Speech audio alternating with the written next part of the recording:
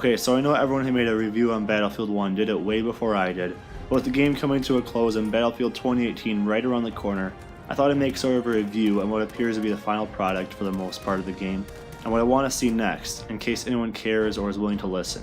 Battlefield franchise is one that is very near and dear to my heart. Battlefield 1942, the first one made, was the original first-person shooter I was introduced to, and I have fond memories of it, especially its expansion pack, Secret Weapons of World War II. Since then I've played Vietnam, 1943, Battlefield 2, 3, and of course Battlefield 1. Since Battlefield 3 I've also made the transition from PC to Xbox. So obviously the titles I didn't play were Battlefield 2142, both Bad Company games, 4 and Hardline. I don't consider myself to be an avid gamer, and generally between noob and god level players, I'd place myself just below being a tryhard, but better than most scrubs on average who play. Unless we're talking about Fortnite, I'm pretty terrible at that.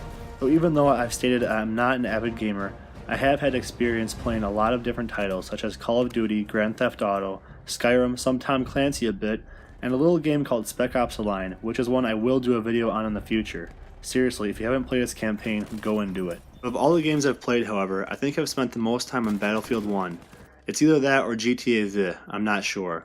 I think I'm just going to get this out of the way and say that Battlefield 1 is my favorite Battlefield in the franchise, and it's honestly not even close.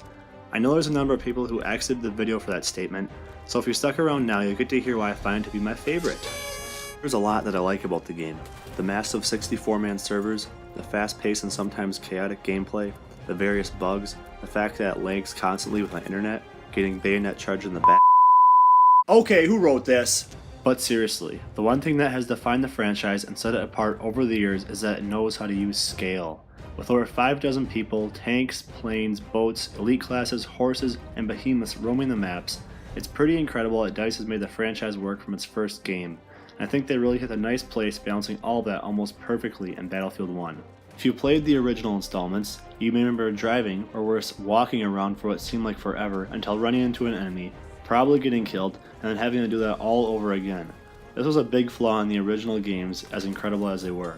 Even in some of the more recent games, the snipers have had it easy sometimes to sit somewhere without worrying about that many threats. I don't want to seem like I'm hating on snipers, but there's a level of annoyance when you get killed by someone 3 or 4 times in a row who is camping while you're actually trying to capture points, and going out of your way for revenge could take a lot of time and become very tedious. With BF1's smaller map sizes, you can still snipe and have a blast, but it's not as easy to sit in one location for much of the game picking guys off. You really have to pay attention as a scout for enemies flanking and sometimes straight up rushing you from all locations. Gunplay is really well balanced in here. Each weapon is well designed, and the time to kill in close range engagements really forces you to be accurate and to have a very quick reaction time. DICE has also done a really good job at balancing the weapons so that each one is viable to use and doesn't have a clear advantage over the other in the same class. Except for the fucking Hellriegel. There are also some other really... You know what? This is a bit boring. Let's switch it up to something a little bit more exciting for you guys. Insane Trench Raider montage.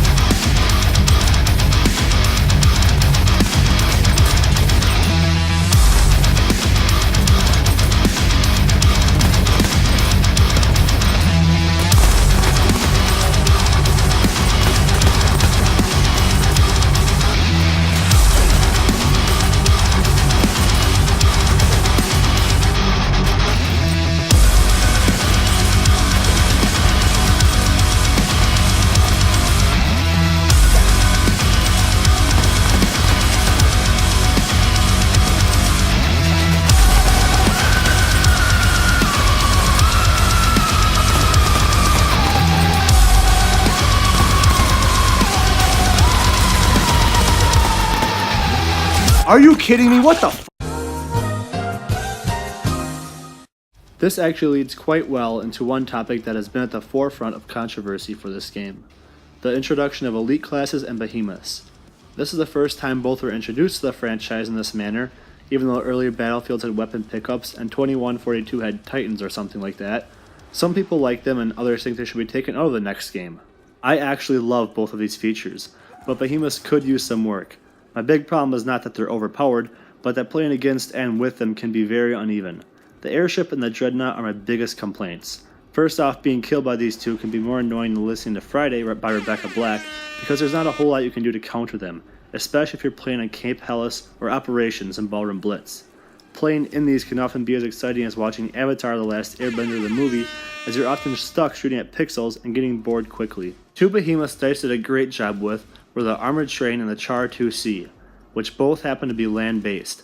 In them, you have much more close engagements with the enemy, and when playing against them, the whole team can work together to take down these massive mamas in decent time. Generally, I do have a good time with the behemoths, and I hope they bring them back in the next Battlefield, especially if it's World War II. As far as the elite kits, just go back to my Trench Raider clips. I like these a lot, and romping around with these bad boys is more invigorating than getting blackout drunk while watching an episode of Trailer Park Boys. BAM! Peanut butter and jam!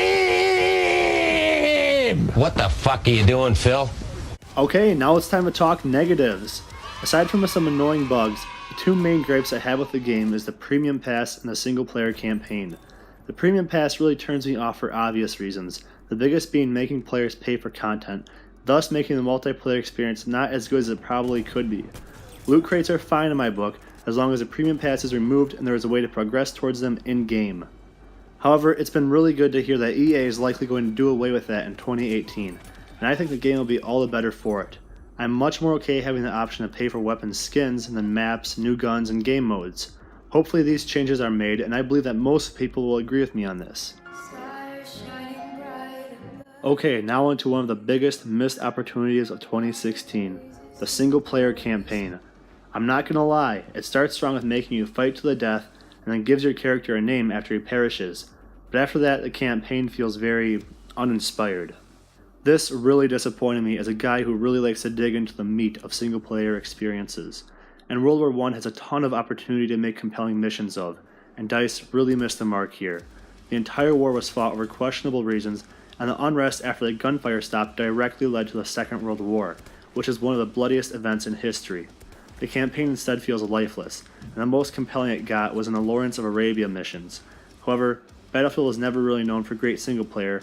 I was just hoping they'd turn it around with this game. That's most of my thoughts on Battlefield 1. Now I'll get into what I hope to see on the new Battlefield coming out. But before that, how about you check out the Century LMG gameplay I edited together. We have taken objective.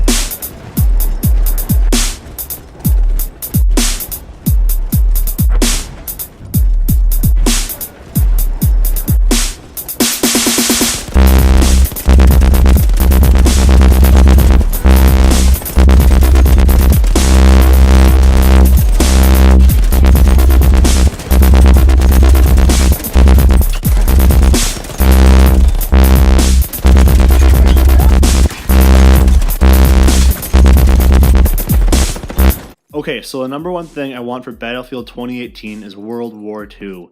I think this could be really fun to play on the Frostbite 3 engine, and of course it would look incredible. It would also make the most sense, because even though Battlefield 3 is set in World War I, it really plays like a World War II game with all the automatic weapons. If DICE chooses to go this route, I hope they also do another Vietnam and a Cold War themed game as well.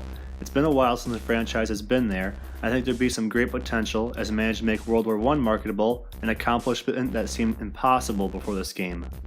I also hope they bring back Behemoths, but keep them strictly to land or take them out entirely. I also hope the tanker class is eliminated, but the pilot ends up staying as it can be hard to get repairs in the air. A few less grenades would probably help out in the next game, but we'll see what happens with that. Operations was one of the best things about Battlefield 1, and I hope they bring that back to the franchise as well. Just thinking about Omaha Beach and Operations gives me goosebumps. I also thought the four classes really well fit together in BF1, and I think it'd be good if that wasn't changed too much, except for maybe giving a real anti-tank gadget to medics. No matter what the next game will be, I'm extremely excited to see what DICE has in store for us. I just want the trailers to give us some intense gameplay footage and shows off how cinematic the new game will be. Hopefully we can get some shots that match up to this one, or holy shit, how about this? Here's to hoping for that sweet, sweet Tommy gun action though. Hey, so my last video got more views and likes than I expected, so I'm thinking I should celebrate. If we get 100,000 subscribers, I think I'll do a face reveal or something. So smash that subscribe button if you want to see my ugly mug. Hey guys, thanks for watching once again and sticking around for the end of the video. If you thought this was a quality shitpost, smash that like button. And if you thought this was normie AF, smash that dislike button. And tell me what you thought my video could improve on in the comments. Subscribe if you feel like it, I guess. Next time we'll be looking at the film We Need to Talk About Kevin, because Lynn Ramsey, the director of that movie, is coming out with one called You Were Never Really Here. Once again, thanks for watching guys, you're all straight G's. Get slow!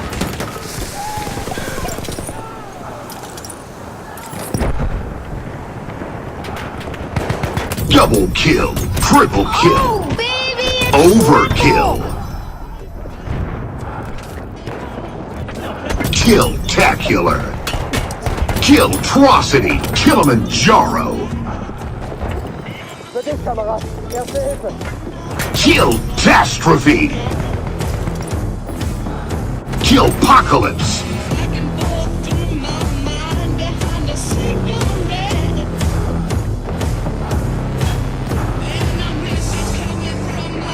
Killionaire.